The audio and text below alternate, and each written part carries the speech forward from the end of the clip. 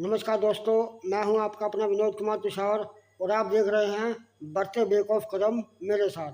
आइए जानते हैं इस समय की विशेष खबर।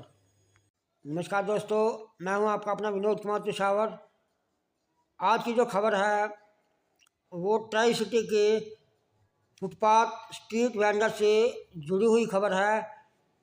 National association street vendors of India के तत्वाधान के तहत आज चंडीगढ़ में एक राष्ट्रीय स्तर पर जो है सम्मेलन का आयोजन किया गया, जिसमें चंडीगढ़, पंचकुला और मोहाली से सैकड़ों की संख्या में जो है स्ट्रीट वेंडर्स ने हिस्सा लिया और राष्ट्रीय स्तर पर आए हुए प्रतिनिधियों के समक्ष अपनी समस्या को रखा गया। नासवी की ओर से इस राष्ट्रीय सम्मेलन का प्रतिनिधित्व करने के लिए पहुंचे हुए थे श्री अरविंद जी। उनके साथ मौजूद रहे पंजाब हरियाणा के रिटायर्ड जज, जो कि टीवीसी मीटिंग्स का हिस्सा हैं या उनका प्रतिनिधित्व करते रहते हैं, ने हिस्सा लिया। इसके अलावा जो है चंडीगढ़ से पूर्व सांसद सत्यपाल जैन, आम आदमी पार्टी की ओर से प्रदेश अध्यक्ष श्री विजयपाल जी, इसके अलावा चंडीगढ़, पंचकुला और मोहाली के विभिन्न एसोसिएशंस के प्रधानों ने हिस्सा लिया और अपनी अपनी समस्याएं महाराष्ट्र पदाधिकारियों तक पहुंचाई। आइए देखते हैं मेरे साथ ये विशेष रिपोर्ट। आखिर इस राष्ट्रीय कार्यशाला का आयोजन किए जाने का क्या उद्देश्य था और किस विषय को लेकर के ये आयोजित की गई थी, देखिए ये रिपोर्ट मेरे साथ। मन में रहता हूँ तब से हरदम मुझे लगता है कि उनके जो यूनियन के जो फ्रेंड, फिलोसफर और गाइड है जसबीर जी का, उनका बहुत धन्यवाद प्रोग्राम को कोऑर्डिनेट करने के लिए। और आज मुझे बहुत खुशी है कि जब म्युनिसिपल कमिश्नर जो एडमिनिस्ट्रेशन में यहाँ पे इनविटेशन किया तो उन्होंने उनका चूंकि हाउस है तो उन्होंने अपने प्रतिनिधि के रूप में सेक्शन ऑफिसर अरुण जी को और जो स्ट्रीट वेंडर सेल को देखते हैं शशि जी, उनको भेजा। तो उनके लिए जोरदार ताली, क्योंकि हमारा मानना होता है कि यदि हम आपस में ही बातें करते रह जाएंगे तो हमारी बात सरकार तक नहीं पहुंच पाएगी। तो सरकार के प्रतिनिधि आए तो बहुत ही अच्छा। और ये और भी ज्यादा खुशी की बात है कि जो जीआरसी के जो प्रेजेंट अभी जो अध्यक्ष हैं प्रदीप राय आजाद साहब, वो हमारे बीच में हैं, तो उनको भी बहुत बहुत धन्यवाद। और उनके सहयोगी भी हैं गुरुचरण सिंह, वो भी हमारे बीच में हैं। और मोहाली से भी जो प्रतिनिधि जो जीआरसी के हैं वो भी हमारे बीच में है, ये और अच्छी बात है।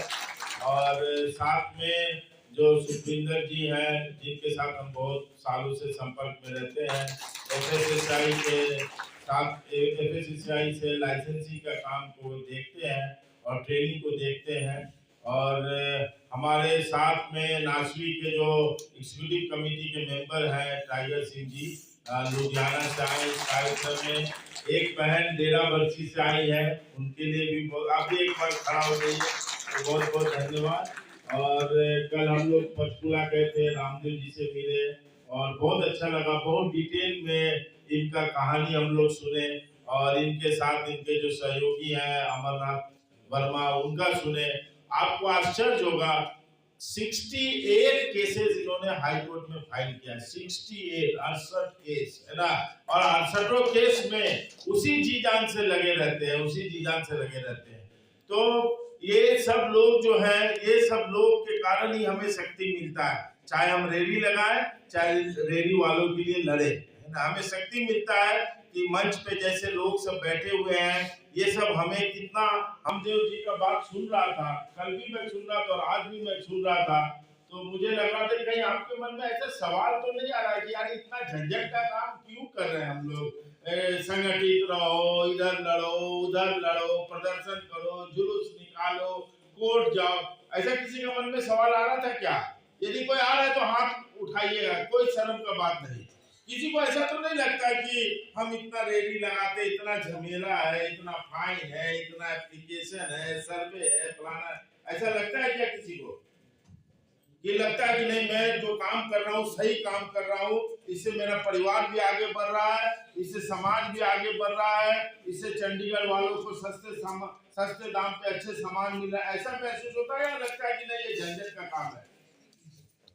कितने लोगों को लगता है ये झंझट का काम है? नहीं, अच्छा काम है। सबको आपको लगता है कि अच्छा काम है? तो हम इस बात से बहुत फख्र करते हैं कि मैं सुबह से रात तक मेहनत करती हूँ और तब जाके मेरा परिवार चलता है, लोग भी हमारे खाने को बहुत बड़ाई, ऐसा लगता है ना? हाँ, तो ये हमारे लिए सबसे बड़ा शक्ति है और इस शक्ति को हमें पहचानना है। कभी ये नहीं सोचना है कि इतना ज्यादा झमेला है, इस झमेले से अच्छा है कि यार कहीं नौकरी कर ले, कहीं ये कर ले। देखिए अभी जो देश में, जो पूरे देश का, मैं चंडीगढ़ का नहीं बता रहा हूँ, पूरे देश का जो प्रक्रिया चल रहा है, इसमें हमें अपना रोल समझना बहुत ज्यादा जरूरी है। क्या हमारा रोल है कि एक तो हम स्वरोजगारी है, अपना रोजगार हम खुद करें और बड़े होते जा रहे हैं, है ना? इतने बड़े होते जा रहे हैं कि कोई मुझे बोल रहा था, एक जोक बोल रहा था कि अंबानी जो है भगवान के सामने खड़े हुए बोले, भगवान तू मांग, हमसे क्या मांगना चाहते हो? इतने बड़े हो गए। तो इतने बड़े होते जा रहे हैं, मगर हम लोग क्या चाहते हैं? हम लोग चाहते हैं कि इंसान अपना रोजगार करे, अपना स्वरोजगारी बने, और स्वरोजगारी बनता है तो अपने आप को बेहतर तरीके से देख पाता है, परिवार को भी अच्छे से चलाता है, लोगों को सस्ते दाम पे सामान भी उपलब्ध कराता है। मैं किसी होटल में ठहरा हुआ हूँ और मेरे होटल से वो जहाँ मैं जाके नाश्ता कर रहा हूँ, वो भी बहन कहीं मुझे नजर आई, ये यहाँ है। मैं इनके यहाँ 3-3.5 किलोमीटर जाके, कि वो जो स्वाद इनके पराठे का है वो उस होटल में नहीं मिलेगा मुझे, ये मुझे पता है, अच्छे ढंग से पता है। और जो ताजगी मिलेगा वो तो एकदम नहीं मिलेगा। ये वहां से कोई सामान फ्रिज में ले जाके नहीं रखती होंगी, वो वहीं पे बिक्री करके वहीं खत्म करके जाती है। तो हमें इस बात को ध्यान में रखना है कि हम स्वरोजगार को आगे बढ़ाना चाहते हैं। एक झमेला हमारा इसलिए है कि हम नौकरी नहीं करना चाहते, हम स्वरोजगार को बढ़ाना चाहते हैं। दूसरा झमेला हमारा किस लिए है? दूसरा झमेला हमारा इसलिए है कि हम शहर में अपना उतना ही अधिकार मानते हैं जितना पैसे वाले इस शहर को अपना मानते हैं, है ना? ये इस मामले में क्लियर रहिएगा। ये शहर को बसाने में, इस मार्केट को बसाने में हमारा भी उतना ही रोल रहता है जितना बड़े बिल्डर्स को रहता है, जितने बड़ा बिजनेसमैन को रहता है और जितने बड़ा अधिकारी को रहता है। ये हमारा दो मुख्य लड़ाई है ना? इस बात को हमको ध्यान में रखना है। हमारा वो लड़ाई जो रोज मैं रेडी लगा के करता हूँ वो तो है ही, मगर हम दो लड़ाई से लड़ना चाहते हैं। एक कि स्वरोजगार ही इस देश को आगे बढ़ाएगा। आज आपको लग रहा है यूपीआई पे क्यों इतना सरकार का फोकस है, बैंक में पैसा डालने पे क्यों इतना सरकार का फोकस है, लोन देने पे सरकार का क्यों इतना फोकस है? क्योंकि सरकार को और मोदी सरकार को पता है कि जो 5 ट्रिलियन इकोनॉमी का बात करते हैं ये अंबानी अडानी से नहीं, तो अच्छे तरीके से पता है। तो अपना इस स्ट्रेंथ को अच्छे तरीके से, अपना स्ट्रेंथ को समझिए, ये ज्यादा जरूरी है समझने का। मैं थोड़ा बैकग्राउंड केवल यही देना चाहता हूँ। दूसरा चीज जो संदीप जी बार बार बोल रहे थे और आप लोग ताली तो बजा रहे थे कि 2014 का कानून, ईमानदारी से बताइएगा कितने लोगों ने 2014 का कानून पढ़ा है? ईमानदारी से हाथ उठाइएगा। कितने लोग आप लोग ने पढ़े लिखे हो? कितने लोग पढ़े लिखे हो? हाथ उठाइए। कितने लोग पढ़े लिखे हो? खैर यदि मैं पढ़ा लिखा नहीं हूँ, मेरे बच्चे तो पढ़े लिखे होंगे, मेरा प्रधान तो पढ़ा होगा, मेरे अगल बगल वाले तो पढ़े होंगे, मगर किसी को ये जरूरत नहीं महसूस हुआ कि मैं 2014 का कानून पढ़ूं।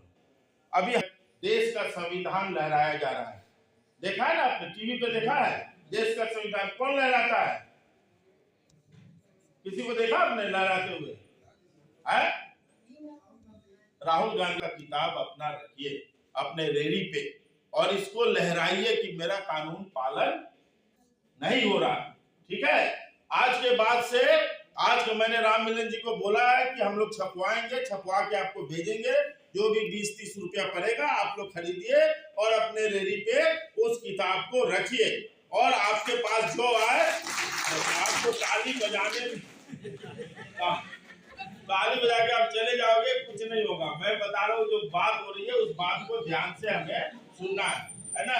वो संविधान का किताब को रखिए, संविधान का किताब को रखिए और इसी को लहराइए। और जरूरत पड़े तो कभी बैठे हुए हो, आजकल रील देखने का बहुत ज्यादा फैशन चला है, उसके बदले में एक पन्ना उसी का एक पेज निकाल के उसको कानून को पढ़िए, ठीक है। अब यदि हम 2014 का कानून देखते हैं तो जैसे संदीप जी बता रहे थे, कानून जो है वो पूर्ण रूप बहुत, हेलो ब्रदर इधर, हाँ, जो कानून जो है वो बहुत अनुभव के साथ बनाया गया है और दुनिया में कोई देश नहीं है जहां पे इस ढंग का कानून आपके लिए बना है। कोई देश नहीं है दुनिया का जिसमें इस ढंग का कानून है। तो उस कानून का यदि एक एक पार्ट देखेंगे आप, जैसे संदीप जी बता रहे थे, जैसे सर्वे देखेंगे तो सर्वे जो है बहुत दिमाग लगा के रखा गया है कि रेहड़ी वाले का एप्लीकेशन नहीं होगा, सर्वे होगा। क्यों एप्लीकेशन नहीं होगा? एप्लीकेशन तो मैं कहीं का जाके दे आऊं, 22 सेक्टर में मैं धंधा करता हूं, आईटी पार्क में करता हूं, उस 29 में करता हूं, मगर जब सर्वे होगा तो हमारा जहां पे हम काम कर रहे हैं वहां का हमारा सर्वे होगा। अब इसमें कमी जो है उसको पूरा करते रहना है। जैसे कि चंडीगढ़ में सर्वे हुआ तो उसमें 25,000 रेहड़ी वाले का सर्वे हो गया। अभी जो राम मिलन जी बोलते हैं या 3500 रेहड़ी वाले, मुश्किल से 3,000, 4,000, 5,000 होंगे, है ना। मगर सर्वे में इतने कहां से चले आए? तो गलत एजेंसी आ गया क्या सर्वे करने? तो टाउन वेंडिंग कमेटी को इन्वॉल्व नहीं किया। तो टाउन वेंडिंग कमेटी को, जैसे शरीर में एक बीमारी होगा उसका ध्यान नहीं करेंगे तो और बीमारी जो है वो होते चला जाएगा। तो इसी ढंग से शुरुआत जो है वो सर्वे का है। यदि शुरुआत में ही गलती हो गया तो फिर उससे और दूसरा गलती जो है गलतियां होते चली जाएगी। तो खैर 5 साल हो भी गया है, फिर से सर्वे का बात होना चाहिए और हम लोग भी नगर निगम को लिखेंगे, आप लोग भी बोलिए। और अभी हमारे बीच में उनके अधिकारी भी आए हुए हैं, वो लोग भी जाके अपना रिपोर्ट करेंगे। तो हमारा ये डिमांड है कि सर्वे फिर से एक बार होना चाहिए कि कौन कहाँ पे अपना काम रोजगार कर रहा है। दूसरा कि सर्वे के आधार पे ही वोटिंग होना चाहिए ताकि वेंडर जो है वो वोट करे और टाउन वेंडिंग कमेटी का चुनाव करे। इस कानून में प्रावधान है कि बिना टाउन वेंडिंग कमेटी का रिकमेंडेशन का कोई भी डिसीजन नहीं हो सकता है, चाहे वो फाइन का हो, चाहे वो रेवेन्यू का है, चाहे जिसका भी है। मगर सर्वे में इस कानून में लिखा हुआ है कि फैमिली का फोटो होना चाहिए, फैमिली होना चाहिए। कई बार क्या होता है कि हम अपना घर चले गए दोपहर में आराम करने के लिए या 2-4 दिन के लिए गांव चले गए, या मेरी तबीयत खराब हो गई तो मेरी पत्नी या मेरा बच्चा जो है वो आके वहां पे रेडी पे बैठा हुआ है। और उसमें यहाँ जैसे चंडीगढ़ में सुन रहा हूँ मैं कि वहां कोई जाता है इंस्पेक्टर और वहां पे फाइन लगता है। तो ये भी प्रक्रिया जो है ये गलत है। इन सब प्रक्रियाओं को सुधार होनी चाहिए ताकि ये जो फाइन का है ये काफी ज्यादा यहाँ पे परेशानी हो रहा है। फिर साथ में जो है कि 2 महीना यदि किसी ने नहीं दिया तो उसका अकाउंट बंद हो जाता है, फिर उसको अलग से फाइन देना पड़ता है। तो जैसे मैं शुरू में बता रहा था कि रोजगार का एक बढ़िया साधन है। यदि आप इस ढंग से फाइन और इस ढंग से लोगों को परेशान किया जाएगा तो फिर जो है ये रोजगार जो है वो कम होते चला जाएगा। ऐसे ही कोई नहीं चाहता है, रेस्टोरेंट वाले नहीं चाहते हैं, बड़े बिजनेस वाले नहीं चाहते हैं, बड़े होटल वाले नहीं चाहते हैं कि रेहड़ी वाले रहे। नया कंपनी चाहता है कि आपको हटाए और हम अपना धंधा शुरू करें।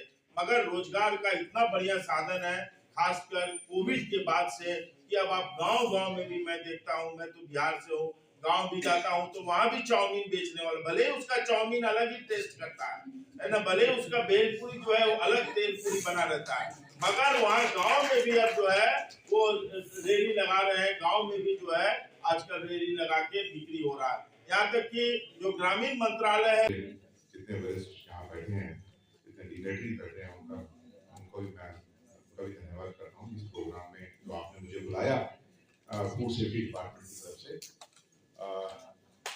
बड़ी सारी बातें हमने सुनी। अरविंद जी ने बहुत अच्छे तरीके से एक एक चीज समझाई। उससे पहले जो यहाँ पे प्रवक्तागण थे उन्होंने बहुत अच्छे ढंग से बहुत अच्छा समझाया। मैं सिर्फ यहाँ पर क्योंकि रामगलन जी ने मुझे बताया कि ऐसे ये प्रोग्राम है, तो जैसे मुझे लग रहा है यहाँ पे 200-250 के करीब आपके स्ट्रीट वेंडर्स हैं, तो मुझे भी आपके साथ एक रूबरू होने का एक मौका मिला और काफी सारी बातें मैं इनसे डिस्कस करता रहता हूँ जिससे कि हम कैसे स्ट्रीट वेंडिंग को, स्ट्रीट वेंडर्स को, उनके काम को कैसे सुधार सकते हैं, क्या क्या उनके लिए हम काम कर सकते हैं। हमने आज से कोई 8-10 साल पहले भी प्रोग्राम किए हैं जिसमें हमने स्ट्रीट फूड वेंडिंग के बारे में कैसे आपने, जैसे अलवी जी ने बोला कि हाइजीन बनाना, साफ सुथरा रखना बहुत बड़ी बात है। हमारे को कई तरीके से देखा जाता है। अगर हम पूरे देश की बात करें तो स्ट्रीट वेंडिंग कई ऐसे स्टेट्स हैं जहां पर उसके बिना गुजारा ही नहीं है। जो स्ट्रीट वेंडर्स हमारे खाना बना रहे हैं, मैं फूड की बात करूंगा, मैं फूड से रिलेटेड हूं तो फूड की बात करूंगा। मेरे को अभी मौका मिला, मैं जाके कई जगह पे ट्रेनिंग देता हूं, मेरे को अभी मौका मिला, मैं लखनऊ में गया। आप माने यानी जैसे अरविंद जी बता रहे हैं, मैं किसी होटल में रुका, वहां पे होटल बहुत बढ़िया था, बहुत अच्छा उम्दा होटल था, और जो हम उसको ऑर्डर करते थे, आप मानेंगे नहीं कि वो ऑर्डर की जो सप्लाई थी वहां पर, वो स्ट्रीट वेंडर से। आप हैरान रह जाएंगे। मैं लखनऊ की बात कर रहा हूँ, मैं रिसेंटली अभी 1 महीना पहले लखनऊ गया, मेरी वो ट्रेनिंग थी, वहां ट्रेनिंग देने गया था। तो वहां पर जो वो लेके आया, सामान लेके आया, तो हमने फिर उसको किसी तरीके से पूछा वेट को, भैया आपने ये सामान, मतलब आपको हम कुछ सामान बोलते हैं, इतना बढ़िया सामान आपका आता है, कुछ कहने की आती, मजा आता है उसको देख के, खा के मजा आता है।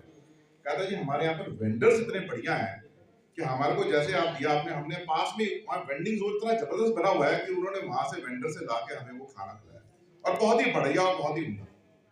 फिर मैंने बोला कि नहीं, हम इसको मौका मिला, हम फिर उस एरिया में गए और वहां की वेंडिंग जोन देख के मुझे बड़ी खुशी हुई।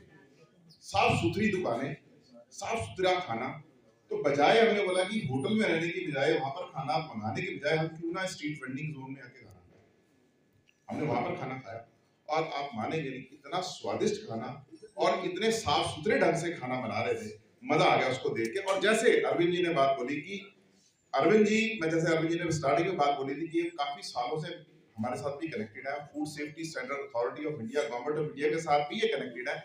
और ये जितने भी प्रोग्राम स्ट्रीट वेंडर से होते हैं, वो सभी प्रोग्राम में इनको आमंत्रित किया जाता है और इनसे विचार लिए जाते हैं कि इनके बारे में, आप स्ट्रीट वेंडर्स के बारे में हम और क्या बढ़िया काम कर सकते हैं। ये बहुत बड़ी बात है। और मैं इसीलिए इनकी जो बातें इन्होंने बोली है, मैं उसके बिहाफ पे, मैं ज्यादा टाइम आपसे नहीं लूंगा, मैं सिर्फ इतनी बात बोलूंगा कि चंडीगढ़ के अंदर, पहले बात तो आप सबको एक बात बता दें कि फूड सेफ्टी का एक लाइसेंस होता है जिसको हम रजिस्ट्रेशन बोलते हैं, वो लेनी भी जरूरी है। वो हम उन्हीं को देते हैं जितने वेंडर्स म्युनिसिपल कॉर्पोरेशन के साथ जुड़े हुए हैं, जिनके पास उनके पत्र हैं, जो प्रमाण पत्र ये देते हैं, उन सभी को हम रजिस्ट्रेशन करते हैं फूड सेफ्टी के अंदर। पहली बात। अब गवर्नमेंट ने जो उसके ऊपर पहले 100 रुपए की साल की फीस लगती, वो भी निःशुल्क कर दिया है। मतलब अगर आपने अपने सर्टिफिकेट बनवाने हैं, अपने फूड सेफ्टी के लाइसेंस बनवाने हैं, उसका कोई पैसा नहीं लगेगा। ठीक है जी। दूसरी बात, फूड सेफ्टी डिपार्टमेंट के अंदर हमने एक हेल्प डेस्क बनाया हुआ है। पहली बात तो हेल्प डेस्क हमारे डिपार्टमेंट के अंदर है। आप जिसके पास भी एमसी का प्रमाण पत्र है, आप आइए, हमारे वहां पर जो बच्चे बैठे हुए हैं वो आपका फ्री में सारा कुछ अप्लाई करेंगे और साथ ही साथ आपको रजिस्ट्रेशन सर्टिफिकेट भी देंगे। दूसरी बात, मेरी राममिलन जी से, जो यहाँ के इंचार्ज हैं, यहाँ के प्रधानगी करते हैं, उनसे भी ये रिक्वेस्ट है, अगर आपको कहीं दिक्कत लगती है कि आप हमारे ऑफिस में नहीं आ सकते, कोई इशू नहीं, हम इनसे नंबर शेयर कर लेंगे। आपका लगता है कि अगर 15 सेक्टर में एक जोन है, वहां पर 10-15 वर्ग आपके रेडी फड़ी वाले हैं, स्ट्रीट वेंडर्स बैठे हैं या कहीं और भी बैठे हैं, अगर आप इनको मैसेज दे देंगे कि इनके भी हमने लाइसेंस बनवाने हैं फूड के, हमारे को, हम वहां पर नहीं आ सकते क्योंकि हमारा धंधा चल रहा है, हम काम कर रहे हैं और हम अपना काम छोड़ के नहीं आ सकते, तो मैं अपने डिपार्टमेंट की तरफ से अपनी टीम भेजूंगा, वो वहीं पे ही आपका लाइसेंस आपको बना कर। और दोबारा से बात ये कर रहा हूं, एक भी पैसा आपको देने की जरूरत नहीं है, कोई पैसा आपने किसी को नहीं दिया। ये हो गई एक बात। अब आता है, एक गवर्नमेंट ऑफ इंडिया ने, अरविंद जी कई प्रोग्राम्स में गए हैं, गवर्नमेंट ऑफ इंडिया ने एक ट्रेनिंग प्रोग्राम भी शुरू किया हुआ है स्ट्रीट वेंडर्स के लिए। और हमारा डिपार्टमेंट भी वो ट्रेनिंग का प्रोग्राम करता है और हम ट्रेनिंग्स करवाते हैं, जिसमें ट्रेनिंग का एक सर्टिफिकेट मिलता है, वो भी गवर्नमेंट ऑफ इंडिया से ही मिलता है। वो जो प्रोग्राम है वो आप सब के लिए हमारा डिपार्टमेंट चंडीगढ़ में, हमारे को गवर्नमेंट पैसा देती है और हम उसको आपके ऊपर खर्चते हैं, और वो भी हम आपको फ्री ऑफ कॉस्ट करवाएंगे। ये भी मेरी आपको आज मैं बता रहा हूँ।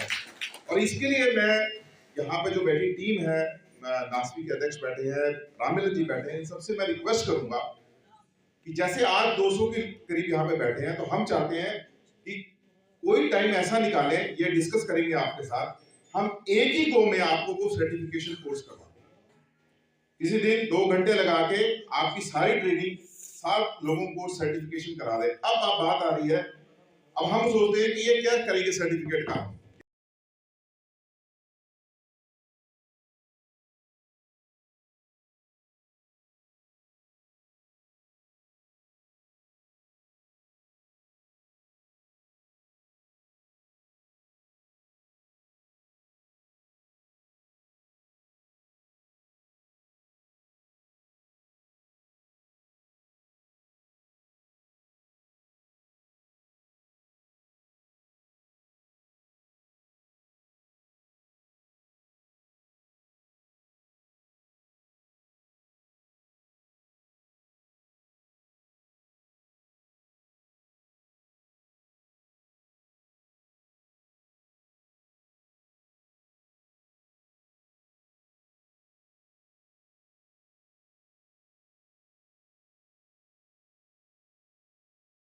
ਜਿਹੜਾ ਇਹ ਮੰਤਵ ਹੈ ਉਹ ਇਹ ਹੈ ਕਿ ਸਟਰੀਟ ਵੈਂਡਰਸ ਨੂੰ ਉਹਨਾਂ ਦੇ ਹੱਕ ਕਿਸ ਤਰ੍ਹਾਂ ਮਿਲ ਸਕਦੇ ਆ। ਇਹ ਇੱਕ ਬੜਾ ਅੱਛਾ ਕਦਮ ਹੈ ਤੇ ਉਹਦੇ ਨਾਲ ਡਾਕਟਰ ਸੁਖਵਿੰਦਰ ਜੀ ਨੇ ਇਹਨਾਂ ਨੂੰ ਹਾਈਜੀਨਿਕ ਢੰਗ ਨਾਲ ਉਹ ਆਪਣੇ ਜਿਹੜੀਆਂ ਚੀਜ਼ਾਂ ਦੀ ਟ੍ਰੇਨਿੰਗ ਕਰਨ ਵਾਸਤੇ ਤੇ ਟ੍ਰੈਫਿਕ ਨੂੰ ਮੈਂ ਇਸ ਦੇ ਨਾਲ ਇੱਕ ਐਡੀਸ਼ਨਲ ਜਿਹੜਾ ਸ਼ਬਦ ਬੋਲ ਰਿਹਾ, ट्रैफिक का भी ਅਸੀਂ ਧਿਆਨ ਰੱਖਣਾ ਹੈ ਕਿ ਚੰਡੀਗੜ੍ਹ ਦੇ ਵਿੱਚ ਕੋਈ ਟ੍ਰੈਫਿਕ ਦੀ ਦਿੱਕਤ ਨਾ ਆਵੇ। ਸਾਡੇ ਕੋਲੇ ਸਟਰੀਟ ਵੈਂਡਰ ਲਾਇਸੈਂਸ ਹੈਗਾ, ਅਸੀਂ ਉੱਥੇ ਜਿੰਨਾ ਸਾਨੂੰ ਏਰੀਆ ਸਾਨੂੰ ਦਿੱਤਾ ਹੋਇਆ ਉਸ ਦੇ ਵਿੱਚ ਰਹਿ ਕੇ ਅਸੀਂ ਕੰਮ ਕਰੀਏ। ਦੂਸਰਾ ਇੱਕ ਅਰਵਿੰਦ ਜੀ ਨੇ ਇਹ ਵੀ ਕਿਹਾ ਸੀ ਅਸੀਂ ਤਰਪਾਲਾਂ ਪਾ ਲੈਣੇ ਆ। ਸੈਕਟਰ 22 ਦੇ ਵਿੱਚ ਮੈਂ ਦੇਖਿਆ ਤੇ ਸੈਕਟਰ 19 ਦੇ ਵਿੱਚ ਦੇਖਿਆ, ਉੱਥੇ ਕਾਫੀ ਜਿਹੜੇ ਸਟਰੀਟ ਵੈਂਡਰਸ ਨੇ ਉਹਨਾਂ ਨੇ ਬਹੁਤ ਸਾਰੀਆਂ ਤਰਪਾਲਾਂ ਪਾਈਆਂ ਹੋਈਆਂ, ਉੱਥੇ ਕਈ ਵਾਰੀ ਅੱਗ ਲੱਗ ਚੁੱਕੀ ਹੈ। ਇਸ ਕਰਕੇ ਇਹ ਜਿਹੜਾ ਹੈਗਾ ਹਾਈਜੀਨਿਕ ਵੀ ਨਹੀਂ ਰਹਿੰਦਾ, ਟ੍ਰੈਫਿਕ ਨੂੰ ਵੀ ਉਹਦੇ 'ਚ ਦਿੱਕਤ ਆਉਂਦੀ ਹੈ ਤੇ ਉਸ ਤੋਂ ਇਲਾਵਾ ਜਿਹੜੀ ਅੱਗ ਲੱਗਣ ਦਾ ਵੀ ਖਤਰਾ ਰਹਿੰਦਾ ਹੈ। ਸੋ ਇਹਨਾਂ ਗੱਲਾਂ ਨੂੰ ਅਸੀਂ ਸੁਚੇਤ ਹੋ ਕੇ ਤਾਂ ਕਿ ਸਾਡਾ ਜਿਹੜਾ ਬਿਜ਼ਨਸ ਹੈ ਉਹ ਅੱਗੇ ਵਧੇ, ਅਸੀਂ ਉਹਦੇ ਤੋਂ ਜਿਹੜੇ ਕੋਈ ਪਿਛਲੀਆਂ ਸਾਡੀਆਂ ਗਲਤੀਆਂ ਨੇ ਉਸ ਨੂੰ ਅਸੀਂ ਸੁਧਾਰ ਸਕੀਏ, ਉਹ ਅਸੀਂ ਅਵੋਇਡ ਕਰਨੀਆਂ ਜਿਹੜੀਆਂ ਉੱਪਰ ਤਰਪਾਲਾਂ ਲਾਉਣੀਆਂ ਨੇ। ਤੇ ਦੂਸਰੀ ਗੱਲ ਇਹ ਕਿ ਸਰਦਾਰ ਜਸਬੀਰ ਸਿੰਘ ਰਾਮਮਿਲਨ ਗੌਰ ਜੀ ਦੇ ਨਾਲ ਉਹਨਾਂ ਦੇ ਹਮੇਸ਼ਾ ਮੋਢੇ ਨਾਲ ਮੋਢਾ ਲਾ ਕੇ ਖੜਦੇ ਨੇ ਤੇ ਤੁਹਾਨੂੰ ਜਦੋਂ ਵੀ ਕਿਸੇ ਕਿਸਮ ਦੀ ਦਿੱਕਤ ਹੁੰਦੀ ਹੈ ਤਾਂ ਉਹ ਤੁਹਾਨੂੰ ਸਮੇਂ-ਸਮੇਂ ਤੇ ਐਡਵਾਈਸ ਵੀ ਕਰਦੇ ਨੇ। ਇਹਦੇ ਵਿੱਚ ਉਹਨਾਂ ਨੇ ਇਹ ਮੈਂਬਰ ਬਣਾਉਣ ਵਾਸਤੇ ਵੀ ਉਹਨਾਂ ਨੇ ਮੈਨੂੰ ਪ੍ਰੇਰਿਆ ਸੀ। ਮੈਂ ਵੈਸੇ ਮੈਂਬਰ ਬਣਨ ਵਾਸਤੇ ਤਿਆਰ ਨਹੀਂ ਸੀ ਕਿਉਂਕਿ ਮੈਂ ਅੰਡਰ ਸੈਕਟਰੀ ਰਿਟਾਇਰ ਹੋਇਆ ਸੀ ਤੇ ਐਡਵੋਕੇਟ ਦੀ ਮੇਰੀ ਠੀਕ ਸੀ ਪ੍ਰੈਕਟਿਸ ਉੱਥੇ, ਪਰ ਇਹ ਇੱਕ ਸੁਸਾਇਟੀ ਦੇ ਲਈ ਅਸੀਂ ਵੀ ਆਰ ਰੀਪੇਇੰਗ ਟੂ ਦੀ ਸੁਸਾਇਟੀ, ਇਸ ਸਮਾਜ ਦੇ ਲਈ ਅਸੀਂ ਇੱਕ ਕੰਮ ਕਰ ਰਹੇ ਹਾਂ। ਜੇ ਅਸੀਂ ਕਿਸੇ ਗਰੀਬ ਨੂੰ ਉਹਦਾ ਹੱਕ ਦਿਵਾ ਦਈਏ ਤਾਂ ਇੱਕ ਬਹੁਤ ਵੱਡਾ ਇੱਕ ਸਾਡੇ ਵਾਸਤੇ ਕੰਮ ਹੋਏਗਾ।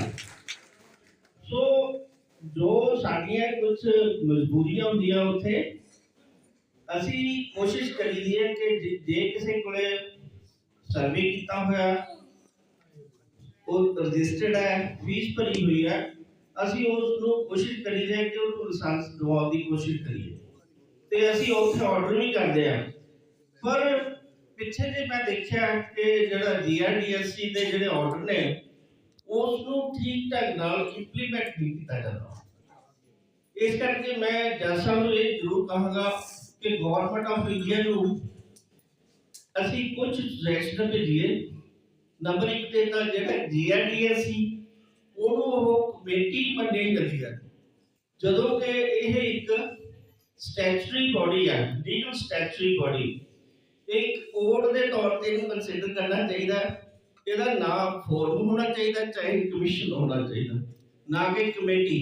It's not a part of the municipal corporation committee, it is a code, so their orders must be implemented like other codes। दूसरा मैं जज साहब ने भी कहा कि गवर्नमेंट ऑफ इंडिया को लिखा जाए कि इसको अपने ऑर्डर एग्जीक्यूट करने वास्ते पावर्स होर दित्तियां जान। जो साढ़े उत्थे ऑर्डर असीं करते हैं ਉਹ ਅੱਗੇ ਜਾ ਕੇ ਜਿਹੜਾ ਹਾਇਰ ਅਥਾਰਟੀਜ਼ ਨੇ ਉਸ ਨੂੰ ਠੀਕ ਢੰਗ ਨਾਲ ਇਹ ਟੋਟੋ ਇੰਪਲੀਮੈਂਟ ਨਹੀਂ ਕੀਤਾ ਜਾਂਦਾ। ਤੇ ਇਸ ਬਾਰੇ ਵੀ ਸਾਨੂੰ ਕੇਂਦਰ ਸਰਕਾਰ ਦੇ ਨਾਲ ਇਹਦੇ ਵਿੱਚ ਜਿਹੜੀਆਂ ਐਕਟ ਦੇ ਵਿੱਚ ਜਿਹੜੀਆਂ ਘਾਟਾਂ ਨੇ ਉਹਨਾਂ ਨੂੰ ਸਾਨੂੰ ਦੂਰ ਕਰਾਉਣਾ ਚਾਹੀਦਾ ਹੈ। ਸੋ ਮੈਂ ਤਾਂ 2 ਮਿੰਟ ਲਈ ਬੋਲਣਾ ਸੀ, ਪਰ ਮੈਂ ਕਾਫੀ ਤੁਹਾਡਾ ਟਾਈਮ ਲੱਗਾ। Thank you very much. So nice of you.